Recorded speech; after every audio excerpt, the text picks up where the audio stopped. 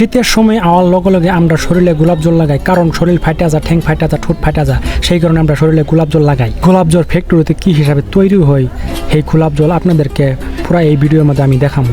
প্রথমে আপনার বাগানে গিয়ে গোলাপ ফুলের কুমলা কুমলা ফুলগুলো তুলে হালাবো, তারপর একটা বস্তার মধ্যে এনে বইরা দেবো, আনার পর ডাইরেক্ট ফ্যাক্টরির মধ্যে আইনা হাইরে মাইজলে ডাইলা দেবো। ডাইলা দেওয়ার পর ছোটো ছোটো বস্তা দিয়ে ডাইরেক্ট নিয়ে এনে বড় বড় আপনার এই ডালায় ডেক নিয়ে ডেস্কি আছে, এই ডেস্কের ভিতরে আপনার ডাইলা দেবো। ডাইলা দেওয়ার পর আপনার ঠ্যাং দিয়ে পাড়ায় পাড়ায় পড়বো, কারণ ঠ্যাং দিয়ে যত পাড়ায় পাড়ায় পড়বো এত টাইট হবে আর ভিতরে রসটা অল্প বেশি করে বাইর হবো। তারপরে আপনার 10-15 বালতি মান পানি দিয়ে দিব, কারণ পানি দিলে যত পানি দেবো এত রসটা অল্প ছাইকা বেশি করে বাইরিব।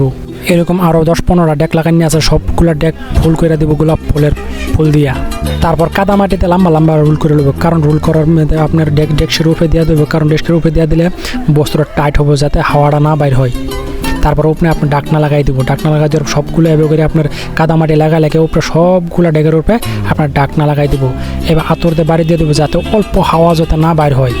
তারপরে যেরকম এগুলো ছোটো ছোটো করে ডেস্কি আছে, এই ডেস্কের ভিতরে এই ডেস্কের ভিতরে আপনার গোলাপ জলের রসটা যে এটার ভিতরে স্টক হবো, এটা তারপর আপনি করবো কি একটা সিস্টেম করে এই একটা পাইপ আছে, এই পাইপের সাথে এই বড় ডেস্কের সাথে আপনি লাগাই দিব। আর এটা পানির তলে চুবাই রাখবো, কারণ পানির তলে চুবাই রাখলে তল দিয়ে যে সময় আগুন দিবে সেই হিসাবে রসটা মানে এই পানির তলে ঠান্ডা হয়ে থাকবো। তারপরে আপনার যে ঠেলা বইরে বইরে খড়ি আনতেছে, এই খড়ি দিয়ে আপনার জাল দিয়ে হবে, তল দিয়ে আগুন জ্বালানি হবো।